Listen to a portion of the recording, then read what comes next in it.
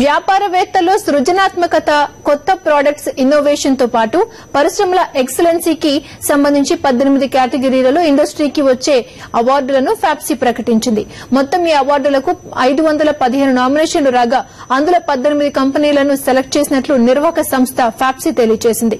ఇందులో పారిశ్రామిక ఉత్పత్తి విభాగంలో Mahindra and Mahindra company, science technology విభాగంలో డిఫెన్స్ రీసెర్చ్ విభాగానికి చెందిన సతీష్ రెడ్డి అవార్డు సొంతం చేసుకోగా, కార్పొరేట్ రెస్పాన్సిబిలిటీ కింద తులసి సీడ్స్ ఫ్యాప్సీ అవార్డులను సొంతం చేసుకుంది. ఇలాంటి అవార్డుల వలన కంపెనీలకు బాధ్యతతో పాటు ఉత్పాదకత పెరుగుతుందని అవార్డు గ్రహీతలు తెలిపారు.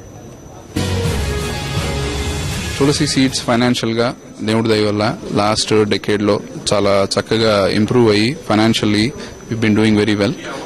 300 crores టర్న్ ఓవర్ వరకు రీచ్ అయ్యాము.